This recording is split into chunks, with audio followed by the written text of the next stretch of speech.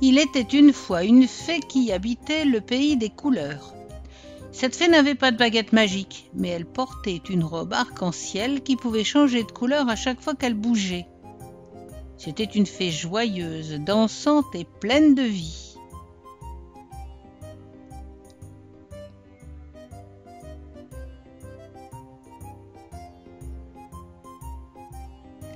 Elle adorait le printemps, avec ses papillons comme des fleurs volantes.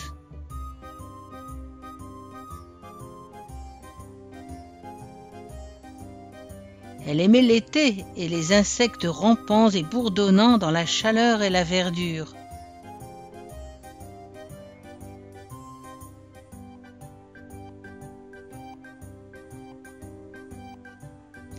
Les couleurs dorées de l'automne la faisaient sauter de joie.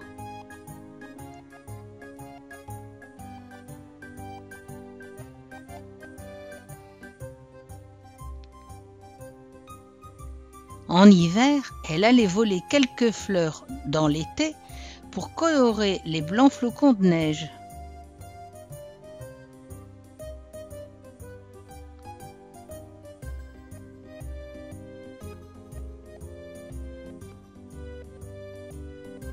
Et un jour,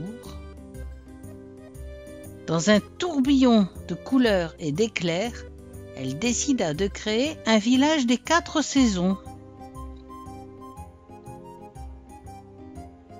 D'abord la maison printemps, vert tendre et toute fleurie et couverte des larmes de pluie du printemps. Puis la grande maison d'été, couleur de soleil, avec ses jolis balcons fleuris.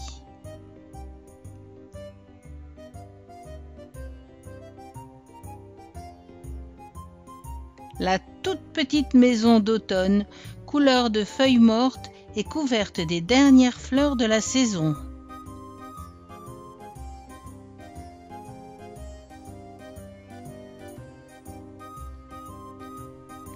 Et la maison hiver, bleue comme la glace, couverte de neige, habillée de jolis flocons dentelés.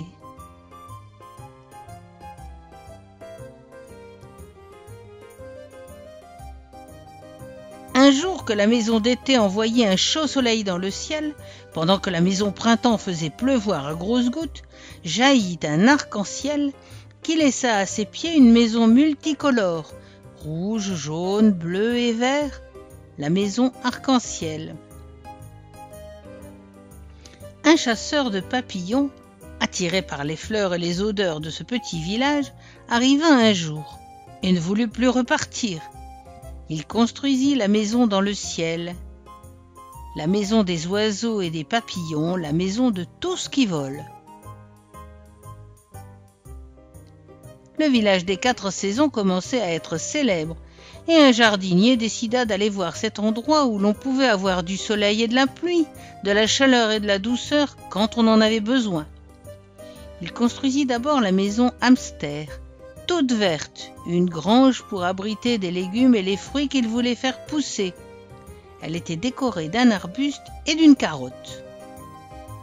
Et puis, il fit la maison jardin, sans doute la plus belle maison du village, où poussaient choux, salades et poireaux, fleurs et arbres, pour le plus grand bonheur des oiseaux et des papillons. Il installa même une petite écurie à côté, avec 2 chevaux bruns paisibles pour se promener dans le village.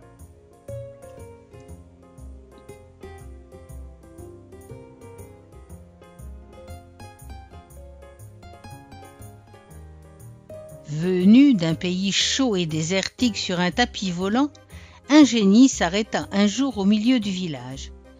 Il n'avait pas de lampe magique, mais une maison-case toute petite qui voyageait toujours avec lui et qu'il sortit de sa manche.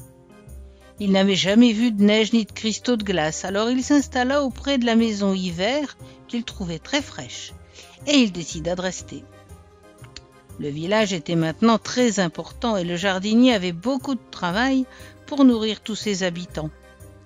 Il pensait qu'une rivière ou un petit lac serait très intéressant pour y pêcher du poisson, se baigner et arroser ses légumes. Aussitôt dit, aussitôt fait. Tout le village se réunit pour creuser un lac et y construire une plateforme sur pilotis avec une jolie cabine de bain et son tas de bois pour chauffer le feu du sauna. Et comme la maison d'automne aimait la pêche, on la transporta aussi sur le lac. Et voilà le village terminé. Tous ses habitants installés et heureux au milieu des arbres.